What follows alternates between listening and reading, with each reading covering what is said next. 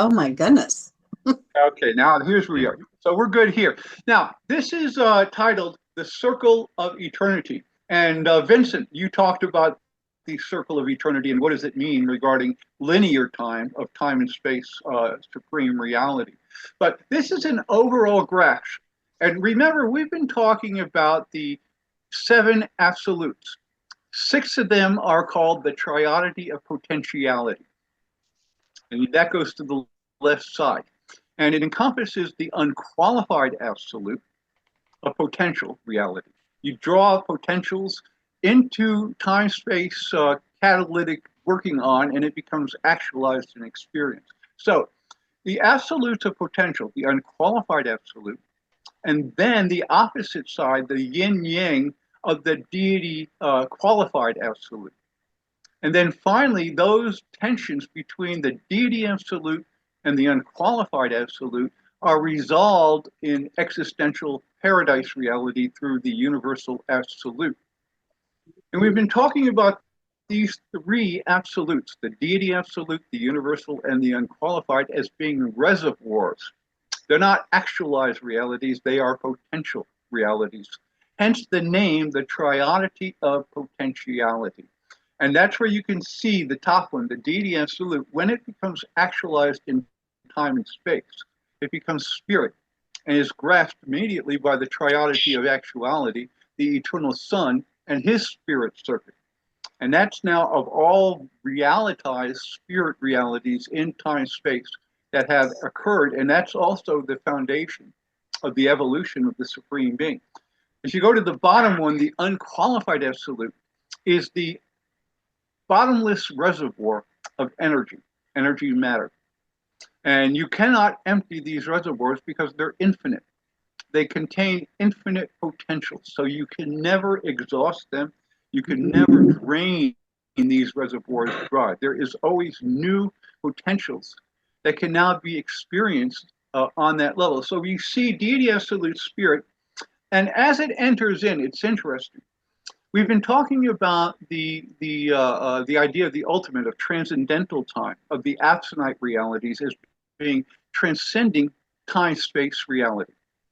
And we've also talked about how the revelators call this level of the transcendental absonite, of the ultimate, pre-echo to the evolutionary finite supreme.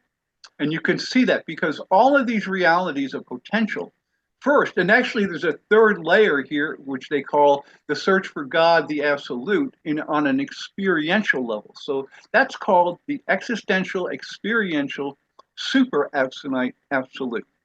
Wow. And yeah, that's a huge term. But what it means here is when you talk about the absolutes of paradise, the realities have to first pass through the shroud of the existential, experiential, super abstinent absolute. And that's the first layer of entry of these potentials. And then it enters into the pre-echo transcendent level of transcendental abstinent ultimate. And that's why they call this the pre-echo. The architects of the master universe, they actually go in and they have a blueprint of what the potentials are possible. And this is where they then draw these potentials from the blueprint into time-space reality, and then they become actualized in our experience. And that's the inner layer. You can see the evolutionary finite supreme, and that's the grand universe. And if you look at it, as you go down the swizzle stick, you can see that the evolutionary finite supreme encompasses the seven super universes of the grand universe. But now you get into the four outer space levels, of which now we're dealing with transcendental time space. It transcends the limitations of time space, and they call that level the transcendental absonite ultimate. And if you look at that, that encompasses now beyond the grand universe, if you look at the bottom, the master universe, which encompasses the four outer space levels. And that's all signifying this actualizing of transcendental values. And then, of course, they go in and they say beyond the fourth outer space level, they project or they conjecture that there is what they call the cosmos infinite. And that this is now going to be the search to try to actualize in experience all that is in the super absolute absolute. But again, they don't say that that can ever be achieved. We will someday find God the ultimate and attain his level of transcendental absolute reality, where things do not evolve, they eventuate. That's a whole different term right there. But if you see this, this is a very busy graphic. But does it make sense on here? I mean, do you get a sense of the flow from potentials to actuals, and that the center of all of that catalytic energy is in the evolutionary finite supreme of the grand universe? So I'm going to stop share here and take any questions. Now, this is a very busy graph. Was it helpful to anybody? Anybody, raise your hand if you say that did help to understand things to some degree. I love it. I have a copy of it. I mean, that's not possible, huh? Yeah, I can know. When I send you my emails to the group, I'll put a copy of it in there. Okay. Great, thank you. All right. So, Rick, you have a comment. You got to turn your sound on. Yeah, no, I raised my hand to say yes. I love your graphs, and I would like a copy. But I also wanted to let you know that I'm gonna disappear because I have an online medical appointment. But I'll be coming and going. So well, that's why that's why I'm glad we're videotaping. You know, we're copying this on video. So I like having video. So if you miss a class, you always have access to it, and that's really good. So thank you. I'm glad to see you guys here. All right, other comments about that graphic on the circle of eternity? Did I miss anything there, or does it have a poetic connection where it does kind of show the broad level of the topical span of this topic? Any comments, guys? Are we all good? All right. Well, good. I did want to share that, and like I say, next week when I send this video out to everybody, I'll also add that graphic. I probably should have put it into the handout, the class handout or the course handout, but at the time I thought it might be too busy. But the way you guys have handled these concepts now, my God, we're talking about the triodity of potentiality, and nobody here is running away saying, "Help!" You know, it's like you're getting a little bit there. Mike, you got a comment? Yeah. First of all, I'm probably being a little late. I was doing a doctor thing too. Anyway, the diagram, it seems like one builds upon another. It's a scaffolding of sorts that doesn't dissipate. I mean, it actually builds and is absorbed and transcended, and yet including all the rest. I just have a ponder about outside the four levels. You know, is there like an initial stage into that? What did you call it? The infinity. The cosmos infinity. Cosmos infinity. That there would be another possible preparatory outer zone outside of that. I've kicked that around. I don't know whether it is or not. Well, you know, Mike, the different revelators and their different backgrounds.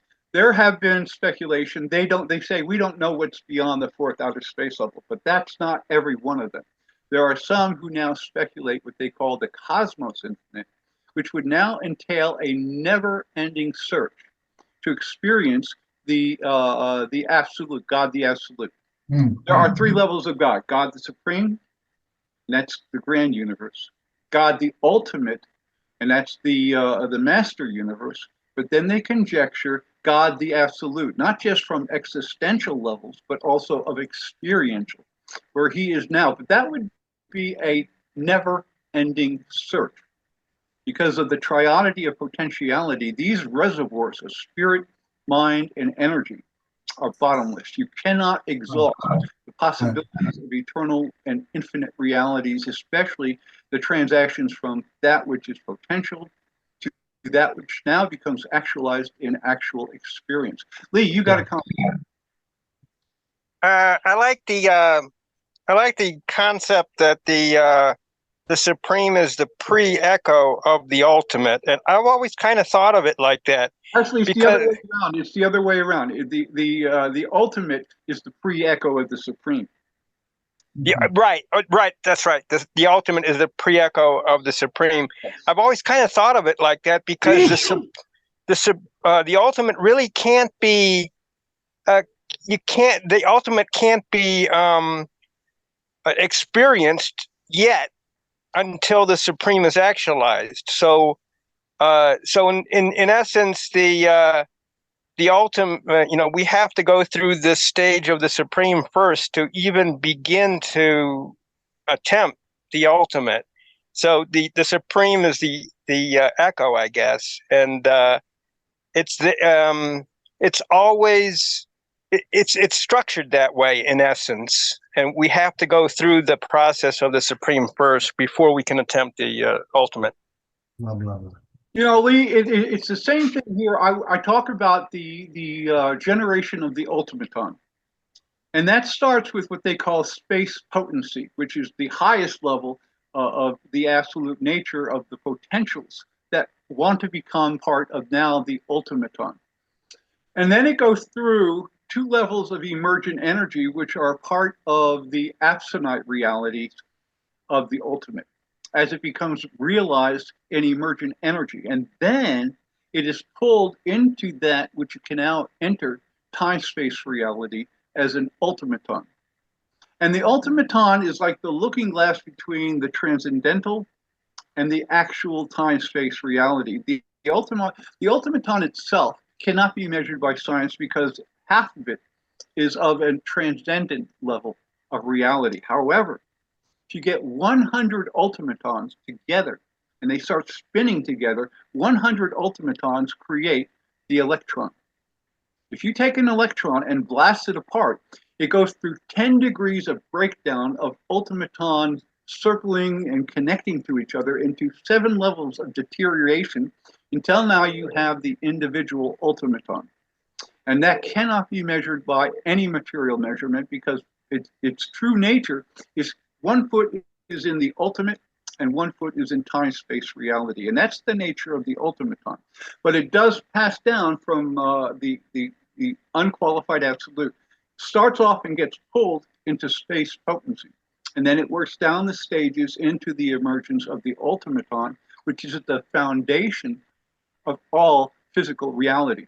But scientists, they may conjecture it someday as a theory, but you can never measure it because it is not material until it starts spinning together in groups. And again, the electron is that smallest connection of the ultimaton coming together of 100 ultimatons create or are part of the makeup of the electron itself. So that's an interesting thing too. It steps down through those layers, enshrouding time-space reality into the transcendental reality, the pre-echo part, the pre-part of the echo, and then into the stage of experientializing. And I'm going to go back to the graph one more time because I do want to make sure that you guys see it again after this little bit of discussion. And again, like I say, for me, I do these graphics because they help me understand. I mean, I like to share it with everybody, but its true nature is to give me a graphical way to understand these relationships of the potentials becoming actualized. And this graph I'm so pleased with because it really says an awful lot. And I like the title of it, The Circle of Eternity. It gives you a sense of it's more than just linear time. There is now the eternity of time, which is, they call it a circle, a very poetic way of putting it. So I'm going to stop sharing there. Well, one question, Stuart. Yes. That is really good. That you were describing the pre-echo. So parts of the material universe, in essence, are not even measurable at this stage. Are you saying that it's possible that it could be measured once the supreme is actualized and we're in the ultimate stage of existence or understanding, that possibly as physicists we could possibly even get down to that level of understanding, down to the ultimaton, but we have to be at the ultimate level of understanding? Is that what you're saying? Well, actually, you're saying it, and I appreciate it. I kind of agree with you there, Lee, that when we actually go out, we're going to learn there's reciprocity. We give, but we take. We're going to go out with the master sons and the mother spirits into the outer space levels because there are personalities out there that are not finite of time-space reality. They are transcendent personalities.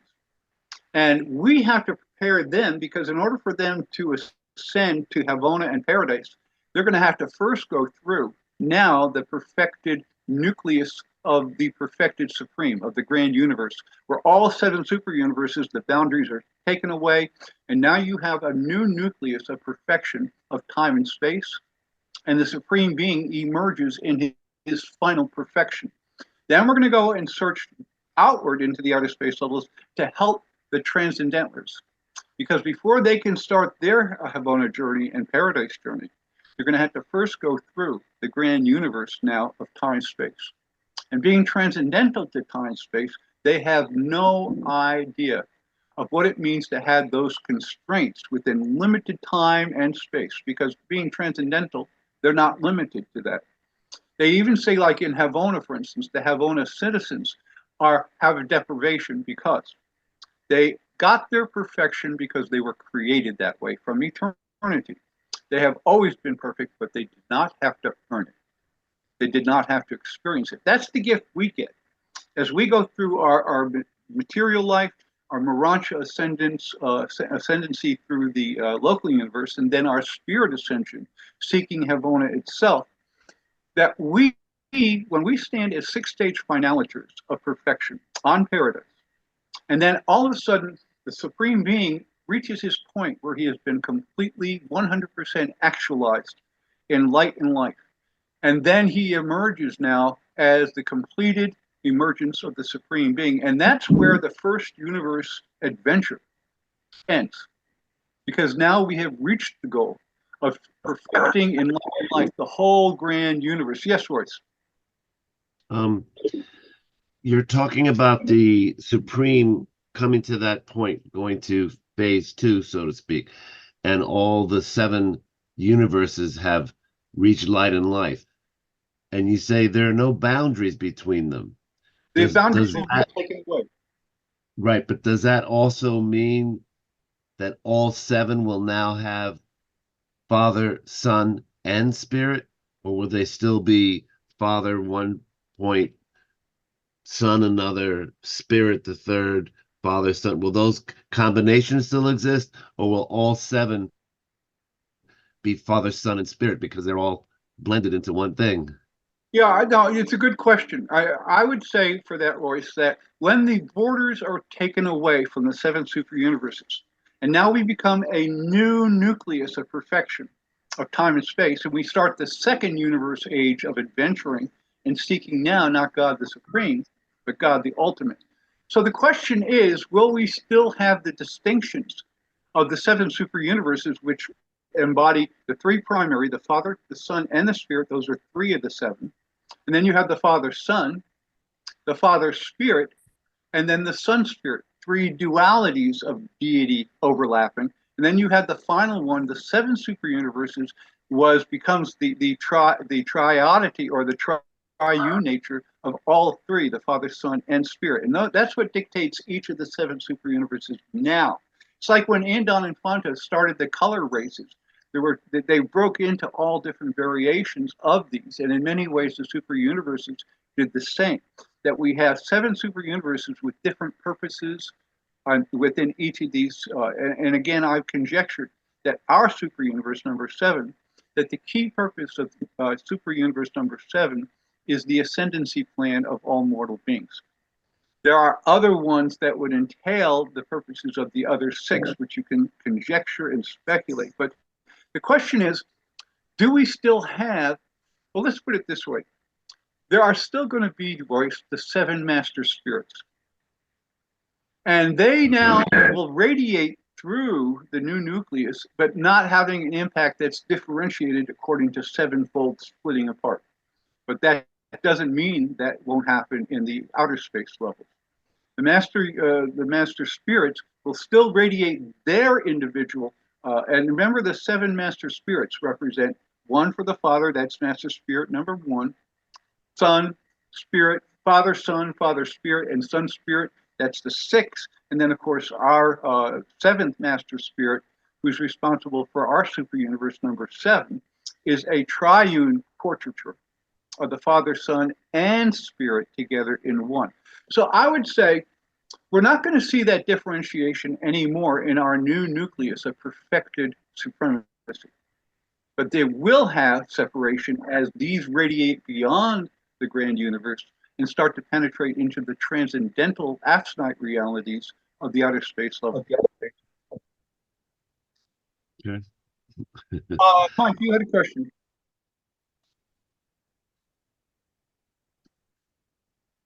I was thinking about this driving back out here today. Our actions, I'm backtracking. Maybe you answered it last week. Our actions are fulfill the Almighty Supreme. Yeah.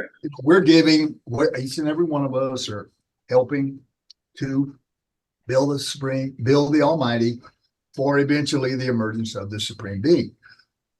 And I was thinking, well, what do we get in return? I hate to be conditioned, but I'm a human. You know, I give you something, you give me something back. You know, that kind of deal. Do we receive that once, you know, when we're moving toward finality? Light and life is becoming a reality in all the universes, and we will be able to carry the knowledge of the Supreme as part of our toolbox. Yeah. In fact, it will be collective. When we finally have the final, no one will know the Supreme Being until he emerges in his total perfection at the age of the first universe age. And what that means is we will become conscious now collectively. All of us will become children, not just of the Father in heaven, but also of the now emerged Supreme Being. And that I believe that they seem to intimate that we will have a shared consciousness together through the supreme consciousness of the Supreme Mind. I kind of last thing. Okay, that's cool. All right, Yeah, thanks. Answer my question. Say that we will become ambassadors of the Supreme because we will have reached 7-stage perfections on paradise ourselves. So we reach perfection. We don't reach the 7th stage until the Supreme Being reaches his perfection and emerges. Then we all stage finaliters will come together in a new consciousness of the Supreme Mind. And now that's what we're going to gain. We're going to gain now this understanding, and we will have like what they call reflectivity, not in the spirit way, but of the Supreme way. I think that we will all be connected with each other as fellow brothers and sisters of that supreme consciousness. That's what we gain, and that's an amazing gift. We will become both. That's interesting. Yeah. That's a beautiful way to say that, is that we will become reflective of the Supreme. That makes it makes sense. It does, and it's a wonderful expectation. Yes, Royce. I was gonna say it sounds almost like the Borg in Star Trek, where every one of them are connected and have that same like plug-in. Even though they're all individuals, they all tap into that and are on that same page. They all have that extra level of connection. Yeah, and I think awareness. Yeah. Although there's a joy to it. In the Borg, you become a slave. yes. Yeah. We actually become exalted in our son and daughtership relationship, not just with the Father, but also now within the bosom of the Supreme Being. I think we're all one now. We can't be separate. God is one, and we're a creation of God. So we are in one mind now. The only problem with that is that we think of ourselves as separate human beings, and that's all. The quantum physics tells us we can even think of someone all in the past and affect. Wow, we're one. One of the things, Janice, that's very interesting, and I don't have it in the handout here. We're not discussing it, but they say, in terms of mind, for instance, right now, we think that we're limited to an envelope of only adjutant mind consciousness, and that's not the case. No. We have access to our emerging soul consciousness, which is a Marancha reality, and that we can, as we get a deeper root system of soul presence, we can now use the soul and give it the nature to be participants in our individual choices. And that's an amazing thing. Now, they also say that at some point that we will get a variant of cosmic mind. Cosmic mind transcends adjutant mind. Cosmic mind is a sense of intuition, of understanding things beyond what we can understand. Now that's cosmic mind. And they say the mother spirit, while we're in Nevedon of this local universe, she will divest or use and give us all a variant of this intuition of cosmic mindedness. So that transcends adjutant mind as well. Doesn't stop there. This is the one that'll blow your mind. They say that personality is not limited to either level of cosmos or of the adjutant mind. That we have a personality that is capable, even today, of 7 degrees of expression. And we are not limited. Hey, you're the only one who can put yourself in an envelope and say, I can't go beyond that level, but that's not the case. They say our personality is not limited by our adjutant mind or even the cosmic mind. Our personality has what they call differentiations, and they even say we can do this now in the flesh. We can penetrate onto 3 levels of values and realities on the supreme level. Personality has the ability to penetrate to all 3 levels of transcendent reality of the outer space levels, that we can go to transcendental levels by personality. We can intuit the real nature of it. And then finally, this last area that they say personality can mass or breach, that's a good word, to breach, to break through into the, it's like 5 adjutant animal mindedness breaching into the top 2 adjutants of worship and wisdom. You now have reached a new boundary that you didn't have before. So when I tell people, I say, do not limit your potentials. You have more possibilities of consciousness and awareness and expression of who you are than you possibly believe. And the only one who's going to limit you is yourself. If you sit there and say, well, I can't do that, I'm just a human being and I only have adjutant mind, you're fooling yourself.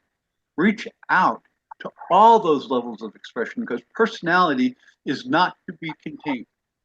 And they say it has the potential of 7 levels of personality expression, 3 on the supreme, 3 on the ultimate, and 1 on the existential experiential absolute.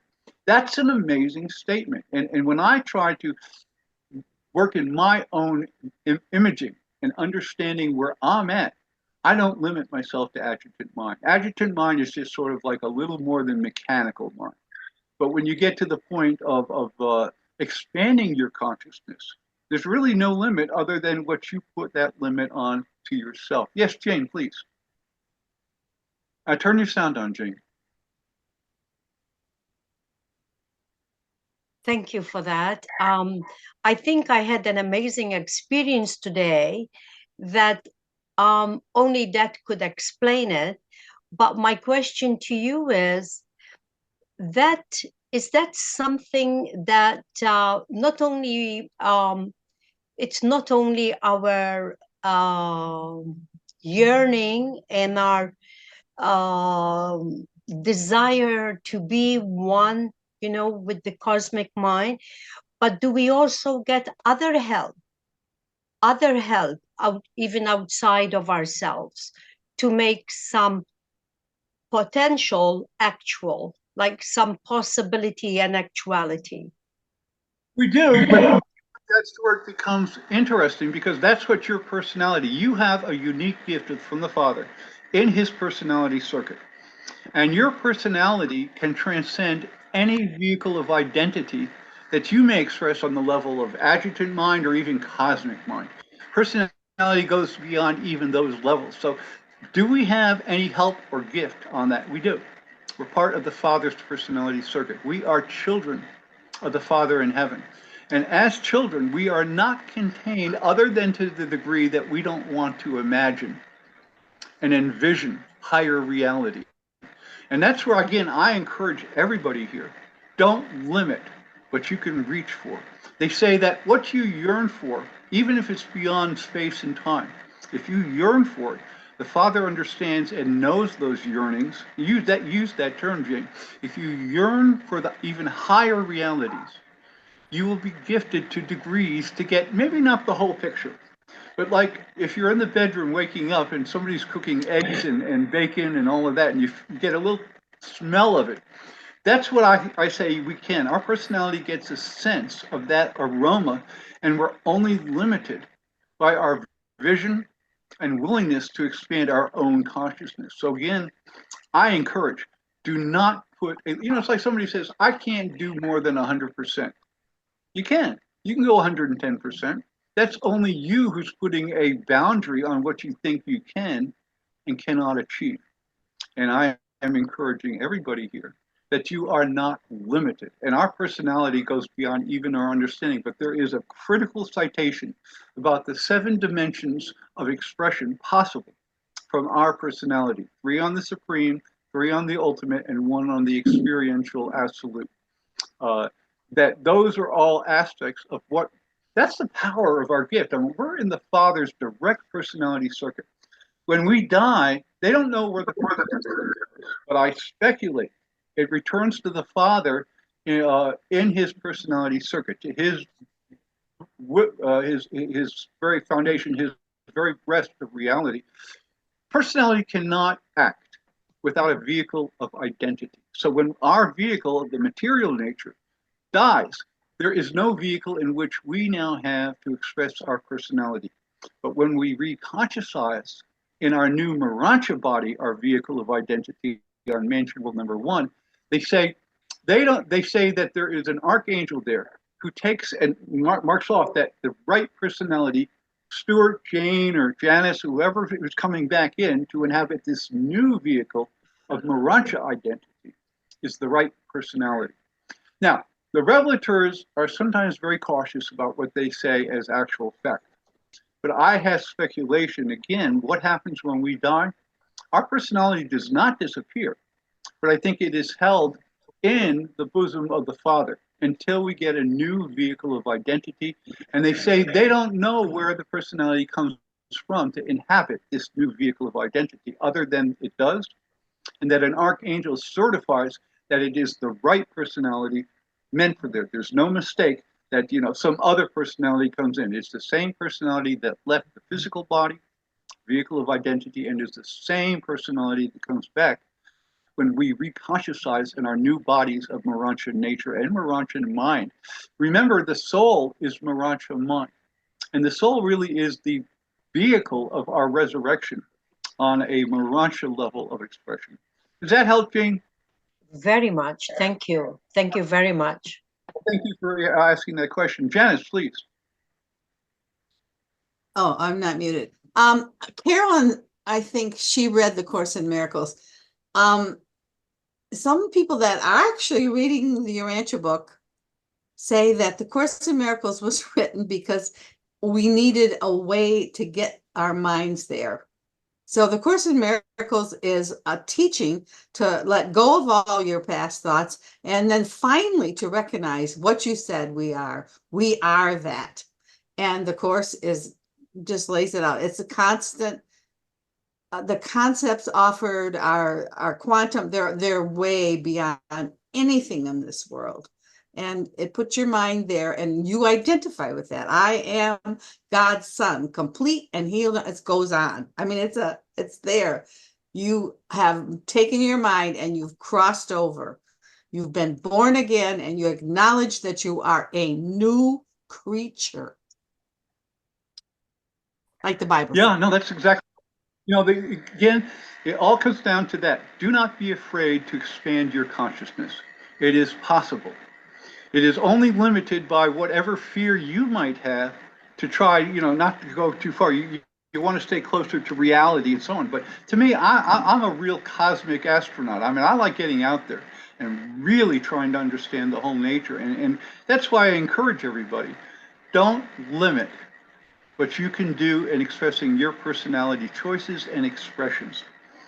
And yes, Carolyn, please.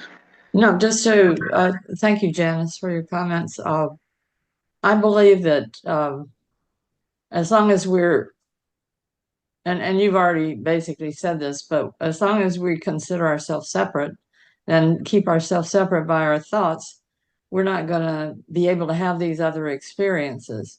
And also, I think that we're here on the planet to work towards, I think sometimes readers forget this, we're working towards a state of light and life while we're here on the planet. We may not, it seems so far in the future, sorry.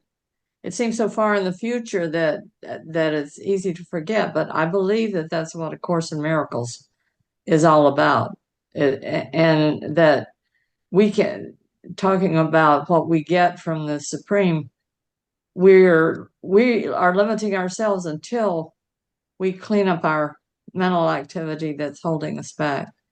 So right now, that's what I focus on.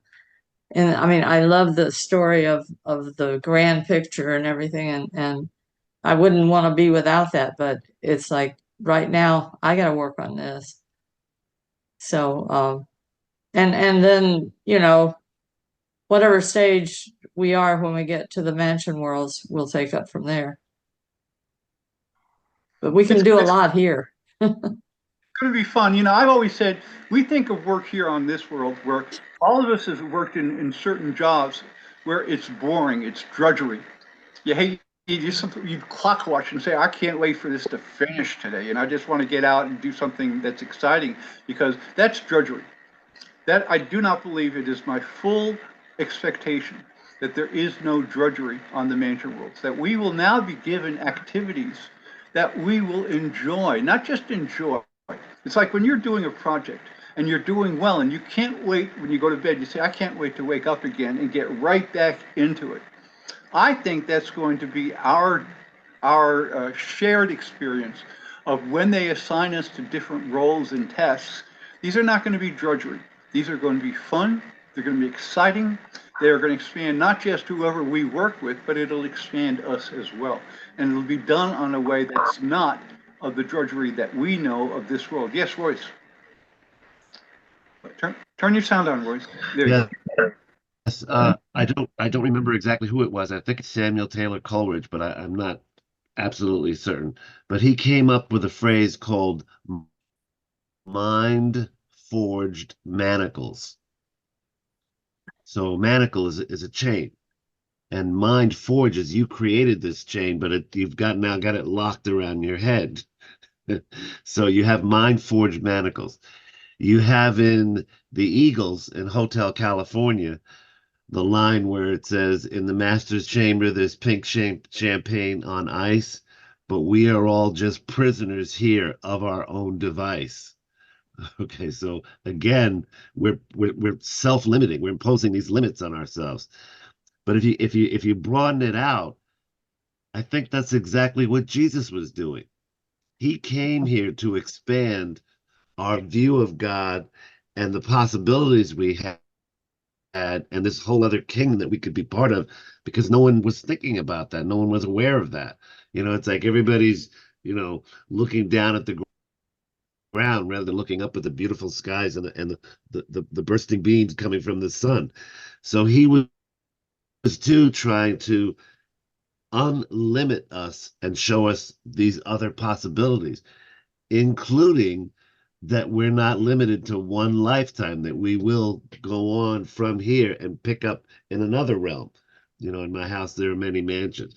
So yeah, it's all about limits, and the limit, the biggest person who's responsible for your being limited is you. But you have to learn how to get that key, forge it, and unlock it to let yourself out of the prison and confines that you put yourself in. Yeah, that's yeah. Well, let's get into the reading. And Jane, since you did the centering today for it, I'm going to ask when we come to a Urantia book citation that you read those when I get. I'm going to open up now the instructional. Let's get into the guts of today's class. And I'm going to share screen. And let's see, where are we? Who do you want to read? Yeah, what I'm going to do here is I'm going to open up on my page, you'll see. And when we get to a Urantia book, I'm going to read some things that I wrote. But when we get to one of my graphics, that's from the Urantia book. You're going to read those. Would that be okay, Jane? Me, Jan, you mean? Huh? Me, Jan, you want me to? Janice. Janice? No, Jane. Jane, No, okay. Janice. No, Janice did good. the opening prayer. What? Janice did the opening okay, prayer, Janice, that's Stuart. right. I'm sorry, Janice, Yes. you got it. Thank you, thank you. So Yes. let me go in here, and today this is class 6. And the title of today's focus is Creature Creator Synthesis. Now, we used synthesis before where we talk about power personality synthesis. We talked about that last week, the idea of personality and then sovereignty power, which is impersonal. That's the yin and the yang of the coin that are brought together as opposites, as antipodal realities. Here we're talking about the synthesis now of creature and creator. So let me start this. Let's get down into the body.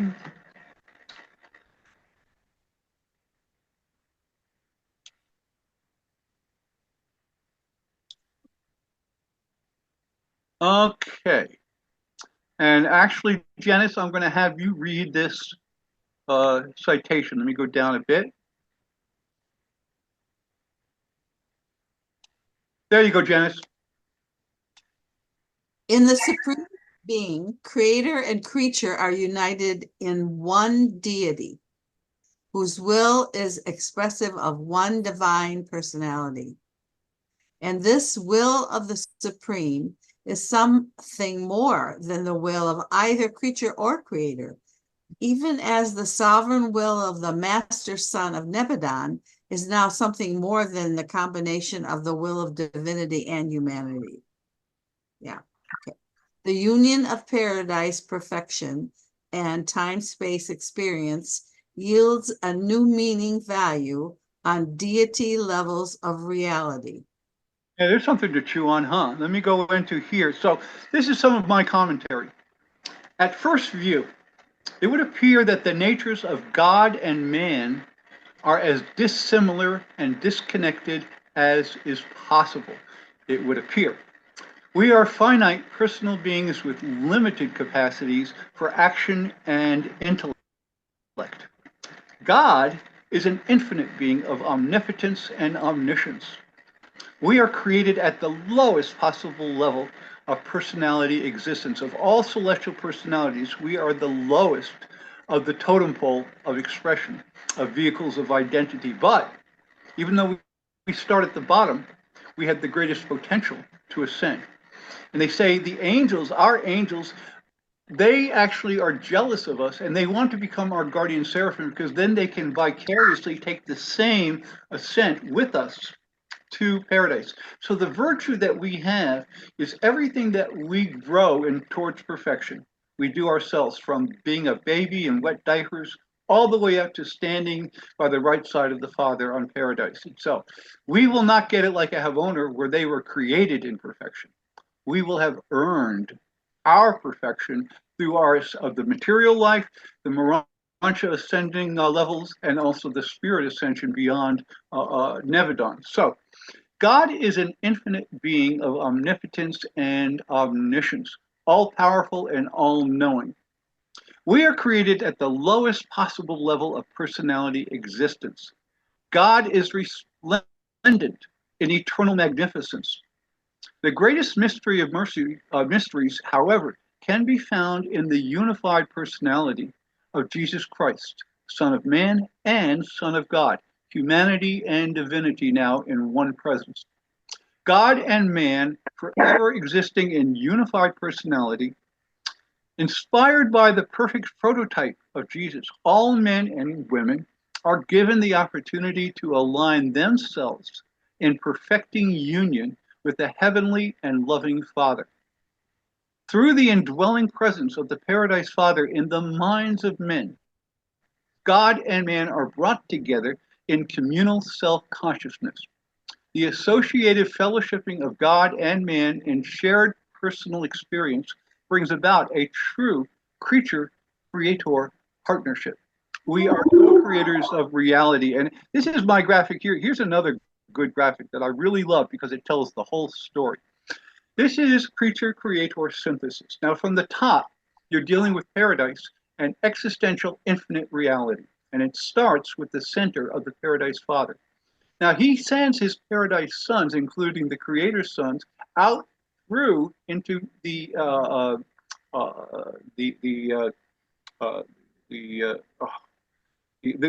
center of the grand universe.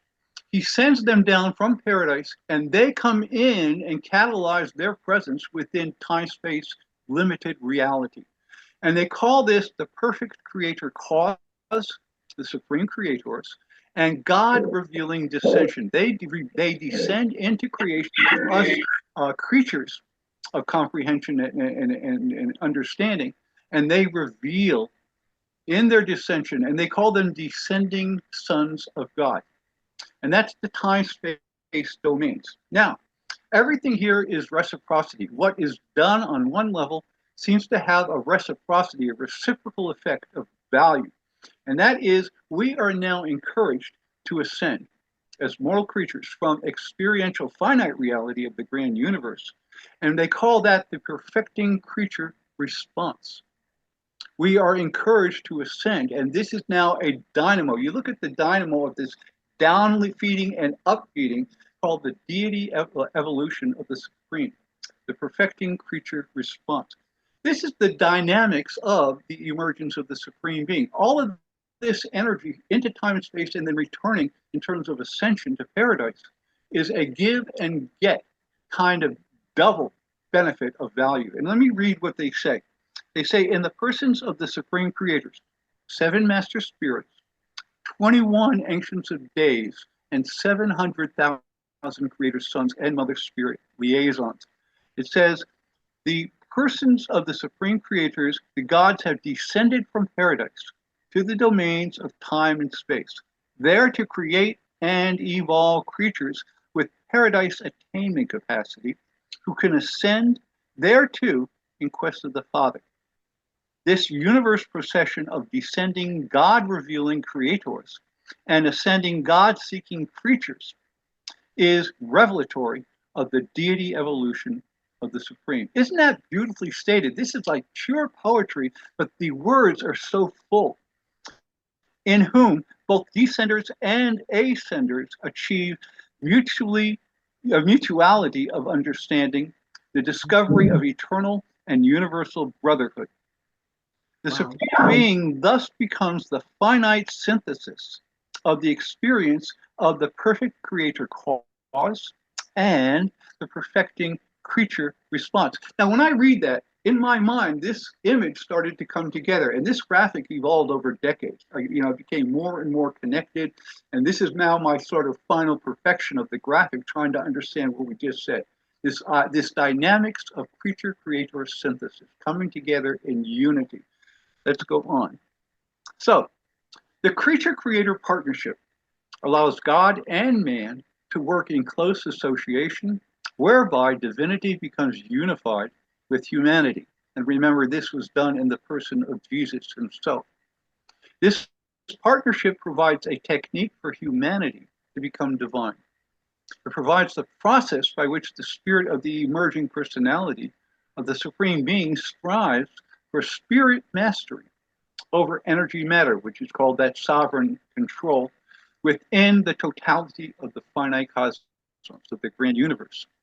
Our contributory endeavors in this matter provides us with a deeper insight into our own lives, that each person is in intimate partnership with God within our great cosmic arena of creature choice for attaining our perfection destiny. What a gift we are given to be able to participate on this. Here's a quote not from the book, but it definitely would fit into the book very nicely. This is from Soren Kierkegaard, who a philosopher and poet of the early 1800s. And he says, the highest self-actualization of the individual is the relating of oneself to God, not as the universal absolute thought, but as the absolute thou. That's a connection of personality interaction, a synthesis of God and man working together. And Soren definitely gets it, and I think he captures the thought really well with this one little sentence in there. Let's go down. Now, the synthesis of creature and creator eventuates, not evolves. Eventuation is something of a blueprint that's there, but it becomes realitized through an eventuation. For instance, they say the brotherhood of man does not evolve, it eventuates. It's in the blueprint for man to have to be part of the brotherhood, and it eventuates, does not evolve. This is a transcendental level of a transaction. This eventuation yields a union of paradise perfection and time-space experience whose will is expressive of one divine personality. This is a will of supremacy that is supersummative. It's more, it's like 1 + 1 does not equal 2, it equals 3. It is supersummative of the combined will of divinity and humanity. Unpredictably, new deity values and meanings are yielded by this creature-creator synthesis on the finite level of reality. So 1 + 1 does not equal 2, it equals 3. There's something added to it that is unpredictable and beyond just the direct addition of one to the other. The grand universe level of time and space is the sphere of the time-space dissension of the personal deities in reciprocal association with the time-space ascension of evolutionary will creatures, hence the graphic that I just showed you. The supreme creators, the master sons, the ancients of days, and the creator sons descend from paradise into the deity realm of the supreme in time and space, the grand universe, to reveal the love and sovereignty of the perfect universal Father. In response, the perfecting creature takes on the ascension adventure in the search for the Paradise Father. The bestowal incarnations of the eternal Son through Havona and the Paradise Sons unify the divine nature of a creator with the evolving nature of a creature. Bestowal ministry unifies divinity dissensions of the Sons of Paradise with the ascensions of the surviving pilgrims of time and space. In a similar fashion, the bestowal ministry of the mortal indwelling fragments of the Universal Father, our thought adjusters, unifies the evolving creatures with God on paradise. And Janice, could you please read this short citation? When divinity becomes like humanity, inherent in this relationship is the possibility that humanity can become divine. Simple, isn't it? And does this now have an impact when we read it now, having prepared ourselves for these concepts and these terminologies? That's a beautiful statement, isn't it? Yes. All right, let's go on. Let's do that. He was the Son of Man and became the Son of God. Yeah, absolutely. And he's now the bridge forever that connects divinity and humanity. And we don't go on our ascension until we pass through his presence on Nevedon. And then we become from Morancha ascenders now to spirit ascenders outside of Nevedon as we go through the minor and major sector as we seek Havona and our new adventure in Havona. So this dynamic of the descending perfect creator cause combined with the ascending perfecting creature response generates the deity evolution of the supreme. This is the dynamics that all potentials now become actualized in experience. Let's see. Yeah, so this is the creature creator unifying deity in the making, the achievement of creature creator identity within the supremacy of deity. This should not now scare us. We get a sense of what they're saying. The actualizing supreme being is the participating universal coordinator, correlator, and synthesizer in this association of creature and creator, in this action of God and man in unity of purpose and experience. Remember, we can sit there and say, Father, I will do your will. But there's a greater way to say it. Father, it is my will that your will be done. This is a purpose of now aligning ourselves with the purposes and plans of the Father, not just saying we will be obedient to your will. We are now, it is my will that your will be done, and I will dedicate everything I have as your child to make that happen. The partnership of man and God, as they conjointly pursue the eternal quest for perfection and completeness in time-space experience, together resolve the manifold problems that beset all finite creation. It will be by virtue of the supreme being that man will consummate his perfecting future. Six-stage finaliters in the current universe age. The personality of man will creatively unify his being as driven by spirit through mind and over matter. And that over matter is a definition of power of sovereignty, not just the power of energy as Newton would call it. Here's another citation that I'm going to give to you, Janice. Whoa, whoa. Get back up.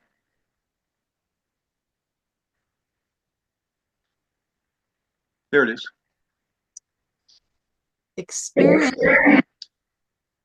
Experiential growth implies creature-creator partnership. God and man in association. Growth is the earmark of experiential deity.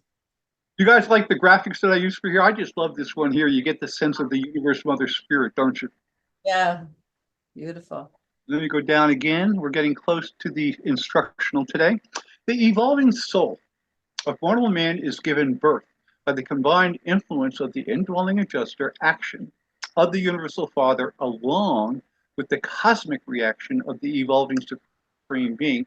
And they sometimes call the supreme being the universal mother, not just of a male terminology, but also a universal mother.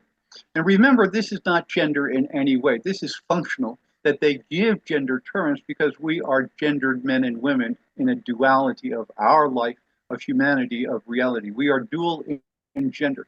And they choose to use gender not in a sexual sense, but in a functional relationship sense.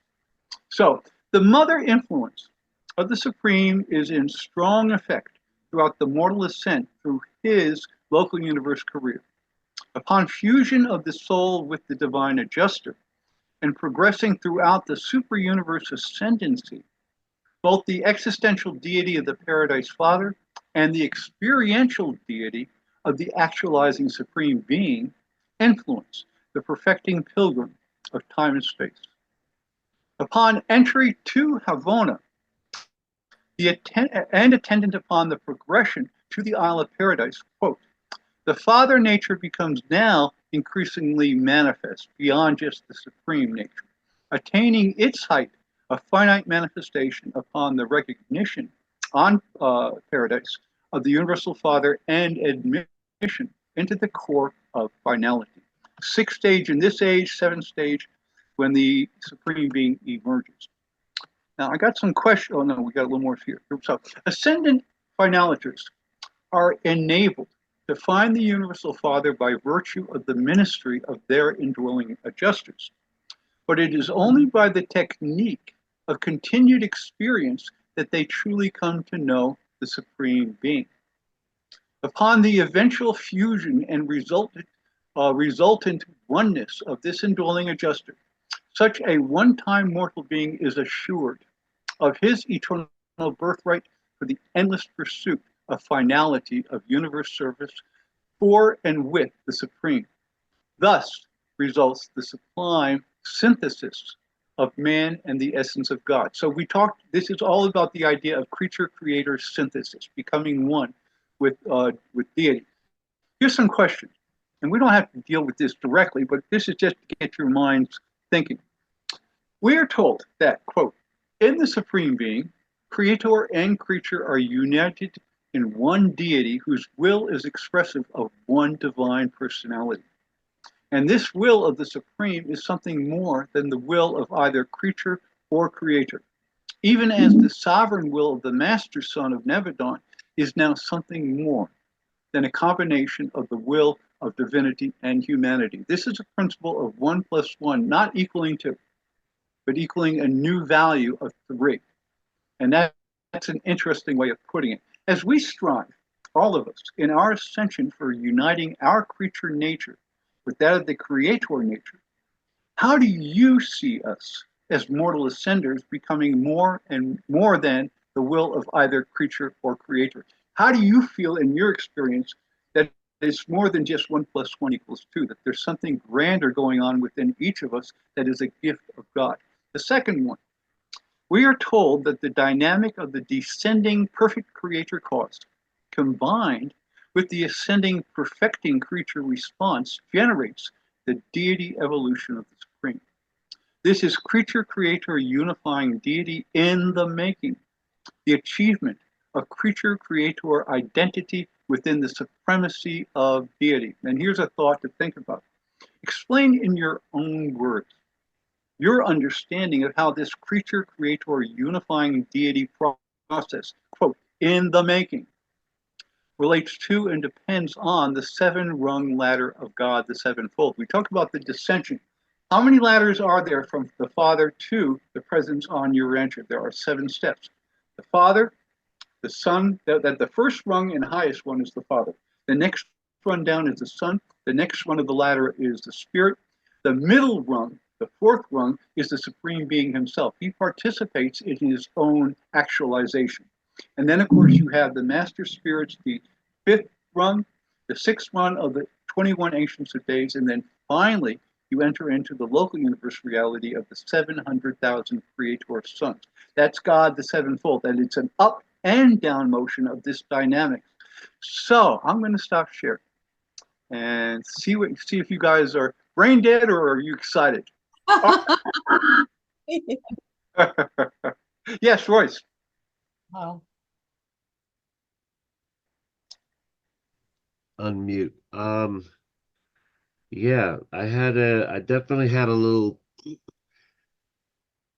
your simple phrasing and math of 1 + 1 = 3.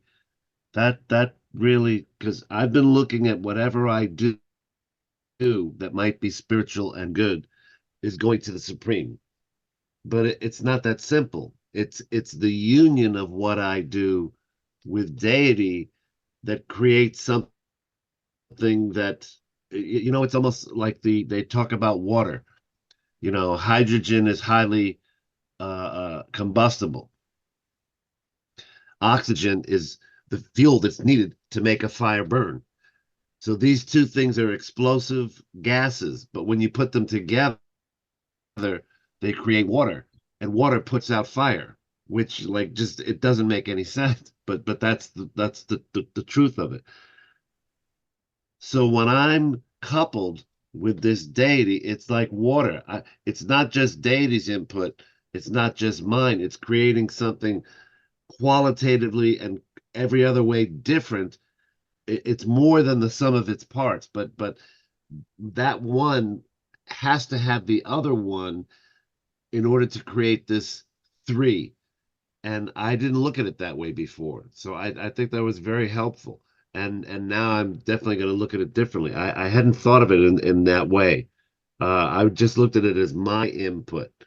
Now I realize it's not just that. It's creating something super additive, super value that couldn't be deduced or added any other way and create that outcome. That was very helpful. They use the term supersummative, which is not a bad term too, to get into your lexicon of terminologies. Supersummative, again, that nature, that 1 + 1 is more than just 2. There's a new value contained with that connection. So it's a different way of looking at things, but it transcends time-space understanding of just 1 + 1 = 2. Mm-hmm. Okay, good brother Lee, what do you got? The way I look at it, you went over the triadity of potentiality and the triadity of actuality. Yes. So that what we have here is this tension between the two. So as actuals increase, more potentials open up. Yes. And so what happens, I believe, is that as we increase the understanding in time and space and grow the Supreme, as we grow the Supreme, we open up new potentials. That's the 1 + 1 = 3. In other words, it's not just 1 + 1 = 2. We open up new potentials. That's the number 3. And they even tell us in many places in the Urantia book that even on the high level, we're talking universal sensors and, high level beings, that they do not know what really is going to happen when that actuality transmutes into potentials. In other words, they don't actually know. Another point If I might could just say be, one thing, Lee, there, I would switch that around. When potentials become Right. actual, they don't know how it's going to express itself on the actualized level. So they're not able to predict it. Sometimes they can't predict that third aspect of a new value generating, but you said it rightly. right, yeah. So the other thing that comes to mind to me is the creation of Magiston, which Yes. everybody was surprised that that actually occurred. In other words, that was the 1 + 1 = 3, which everybody's going like, what, how, when, but it happened. So, Right. so that's kind of like it. So it must have reached into the triodity of potential, pulled out Magiston, because that was the perfect way of doing it, I guess. And Right. that became a new actual, but it was thrown, it's pulled out of the triodity of potential somehow. So anyway, that's the way I look at it. Yeah, and let me Yeah. tell you about that miracle of Mageston, because what they were doing at first, they were creating the 49 reflective spirits who are part of reflectivity, where all things on Paradise can know everything that's going on within the total creation without having to get a messenger. They get a reflective connection of consciousness immediately without any challenge or dissipation. But upon the creation of the 49th reflective spirit, that's when Mageston came in, and that was unpredicted and surprising. But the Mageston, in many ways, is the center of all 49 reflective spirits. And in many ways, the Supreme Being gets knowledge of the whole grand universe at one consciousness through Mageston. And also, they say Mageston is the current, right now, the Supreme Being. It's his only one act of creation in creating Mageston himself. But the idea of Mageston, that was one when I read in the book, and I was trying to get a handle on it. But somehow there is, I think today we are talking the value of 1 + 1 = more than just 2. There's always something in there, and it is unpredictable. And that's the fun of it. I mean, even the revelators sit there; they don't have all the answers. And there are things that surprise the heck out of them as well. And they even say there are things we don't understand. They come straight up. We just don't know. And that means it is not a script that God has written from all eternity, that we're just following a script that's already been printed or, put together. This is a real adventure.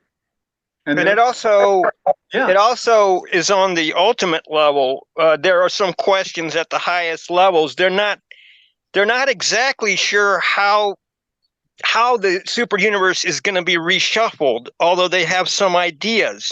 So again, they don't know how, in effect, maybe how the ultimate will function. I mean, they have some ideas how it might function, but they don't know for sure.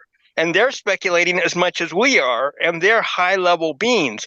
So that's interesting. So there's where the 1 + 1 = 3 comes into being, and that we, in essence, by creating these actuals, the higher and higher actuals, we open up higher and higher potentials, which then creates this 1 + 1 = 3 scenario. And it's fascinating.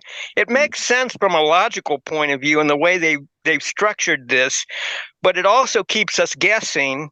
They don't want to give it to us all. When they gave us the Urantia book, they gave us as much as they thought that we could chew on.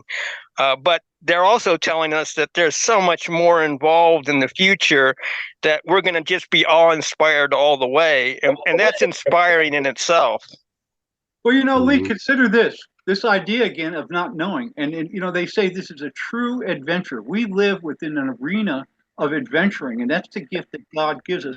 And when we go out to the outer space level, to the transcendental personalities, we're not going to know how to deal with it. We're going to have to figure it out from scratch. There won't be a manual saying, here's how you talk to a transcendentaler, and here's what you do. It will be by trial and error. And that's kind of a fun thing. The best part of the evolution of the Supreme Being is I'm going to give this image again. For me, the Father knows in his purpose and plan for creation the perfection. He knows the beginning, Alpha, and Omega.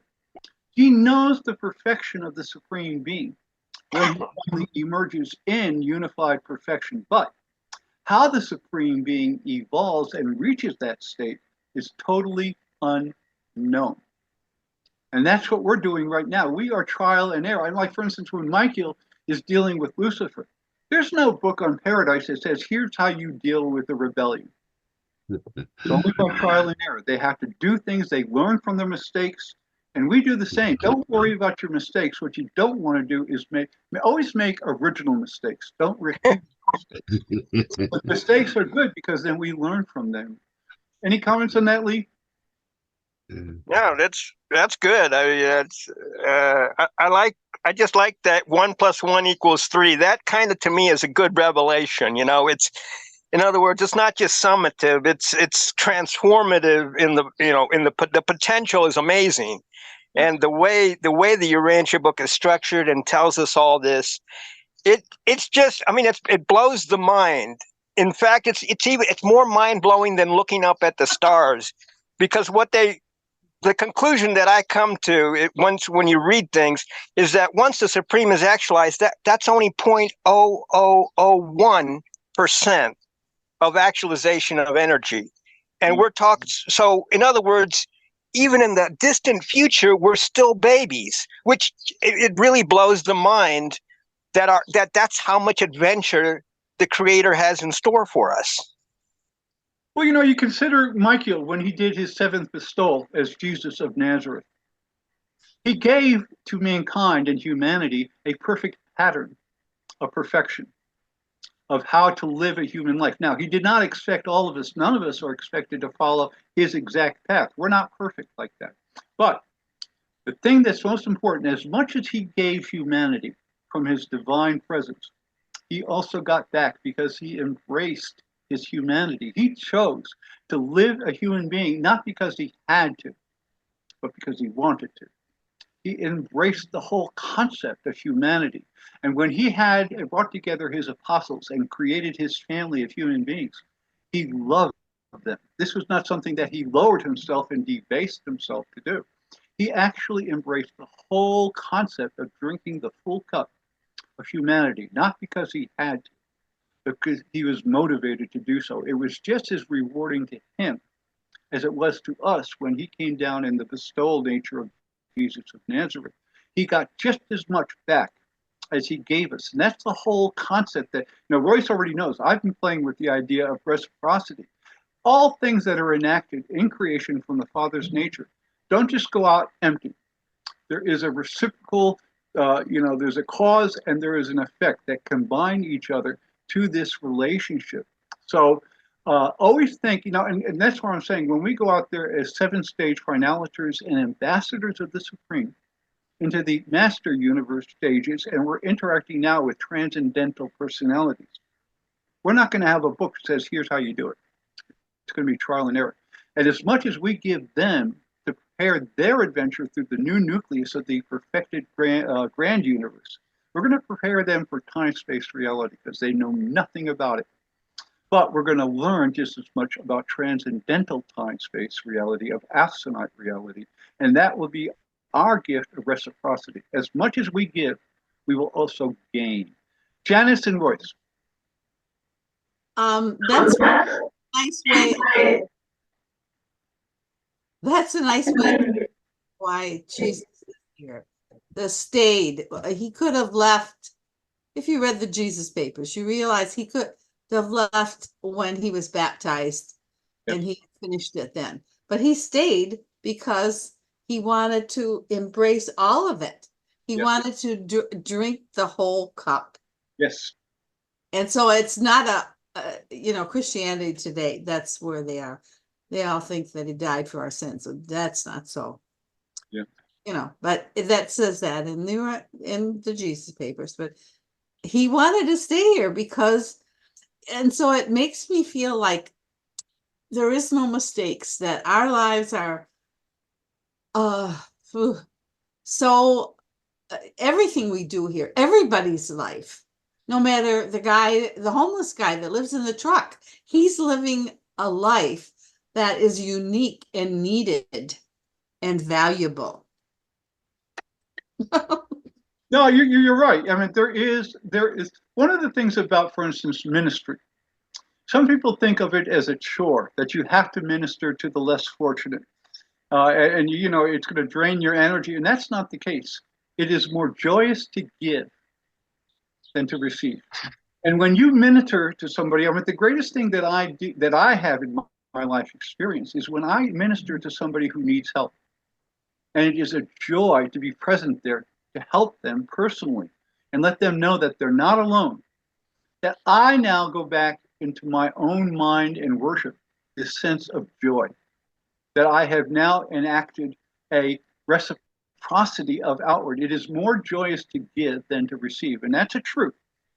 When you have done something for somebody, and rather than sit there and say, well, I have to do it because I want to be a good Christian. No, that's a job. If you do it as an opportunity to interact with another human being, regardless of what level, whether they're sleeping on the streets, whatever level they're dealing with, these are children of God. And if you look to them, Jesus did the same thing. He talked to people, he got their mental attention, but then he went right for the soul nature of that individual. He was the true human psychologist, and he always looked for the soul level of values. And once he got there, now he started to talk to a human being, recognizing I respect and I see you. Namaste, I see you. I'm just not looking past you. I'm not just saying, hey, you're just an object and it's my job to minister. No, you're saying I have an opportunity, God-given, to interact with another human being face to face, eye to eyes, and soul to soul. And there is no greater experience that any human being can have on that level. So when you have an opportunity to reach out to another human being, especially in ministry, embrace it. It is a rewarding experience. It's not a chore. It's not something you have to do to be a good Christian. You do it because you want to. You want to be a part of that energy of taking the love of the Father. They say all true love starts from the Father into the Son, to brothers and sisters on a social level, and then finally embed in the Supreme. That is the flow and dynamic of love. The Father to the sons and daughters, to all the brothers and sisters, and then finally on the social level to the Supreme Being. And this is the dynamics of love. And when you have a chance to be a part of that, there's no greater reward in life to know. When you go to bed at night, and you know, I sit there and I say, you know, I had a chance to be, you know, even when, like, say, if I go to a store and going to the checkout, right? I never look at that human being as just part of the machinery in order to get my food and pay the money to. I always look them straight in the eyes. They say, how you doing today? Huh? And don't say it just because it's like, how's the weather? You do it and you say, really mean it. Look at them. Look them in the eyes and smile and say, how are you doing today? That's an opportunity. That's a gift that we have as personalities and as children of the Father in heaven and the family of God. So, Royce. Yes, you bring up a good point as usual. If you're going about doing something like that in the realm of ministry, aid to any fellow creatures you come across, if you're not deriving joy from it, then you need to re-examine, because you're missing something here, and it takes practice. It gets to be a habit, and the more you do it, the better you get at it. But the joy should increase with each attempt and each effort.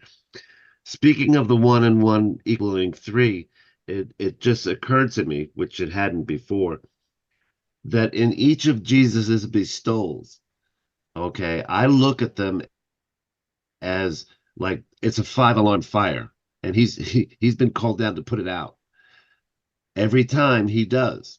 Okay, but when he does it, he's not only absorbing that experience and understanding life and the spiritual level of all of what that is, he's becoming more than he was before he got there, because he's adding to himself.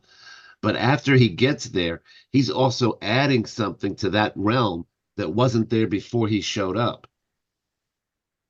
And it was curious how, when I was going through, just glancing over the bestowals, at each one, he made it, he put the fire out. But he also created something new. And that something new was an awareness by all the participants who witnessed and experienced what he did to say, oh, we're not going to create that same fire again. We've learned that it doesn't work and cause the fire. We're not going to do that again. Also because of the admiration and respect they had for what he did at that level in the personage, in that spiritual entity that he was at each of those 6 levels. So he not only created something new by his presence, his absorbing that experience, his now becoming an example of what can be done, what possibilities exist. And then he served as a template to say, this is how to avoid that, not create that same mistake, and a respect and an understanding that didn't exist before he got there. So I hadn't looked at it that way, but it applies to those as well, you know, along with his 7th bestowal here, same thing. You know, we now have that example. The world is better. He helped to complete his sovereignty. It all works for the good. Everybody benefits. Speaking of reciprocity. Yeah. No, thank you, Royce. That was really good. I'm going to go to Lee, but then I'm going to ask a couple of people who have not contributed today. So I'm going to pick on you guys after Lee. But Lee, your comment, please. I noticed you were giving a talk on a Trinity tomorrow.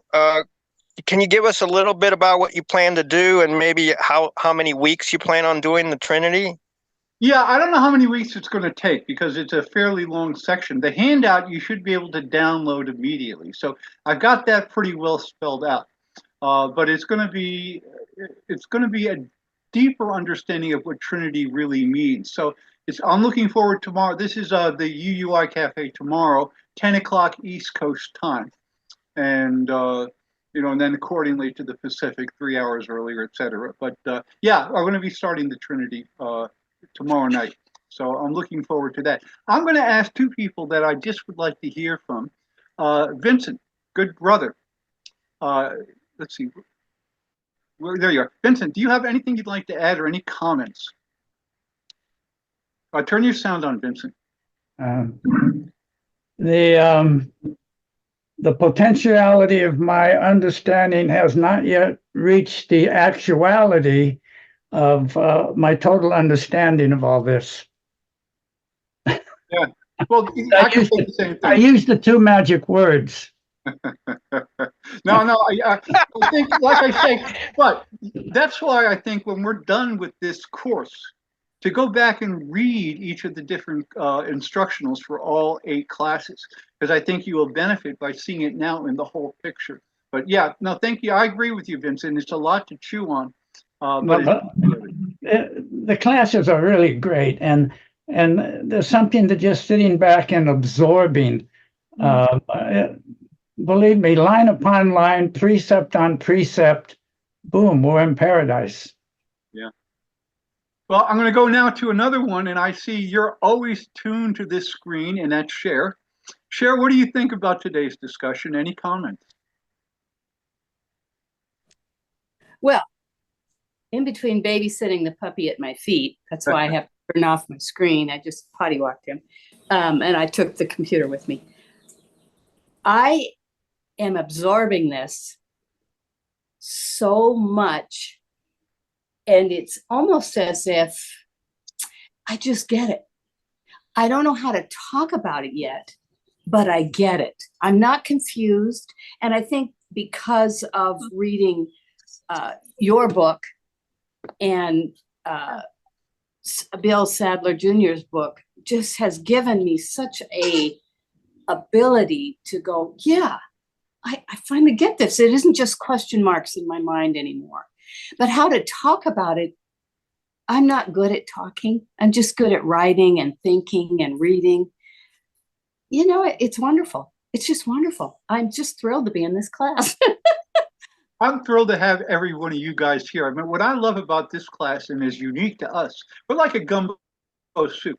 Every class has a different group of people, a different community of souls. It's like a different kind of gumbo. I love good Louisiana gumbo, but there are many kinds and many ways to do it. And I look at this class and I see our gumbo makeup. And I'm really glad. I mean, everybody here has a reason to be here. And I think we have really struck a really close community that we work together well. I mean, we all look at each other now as souls.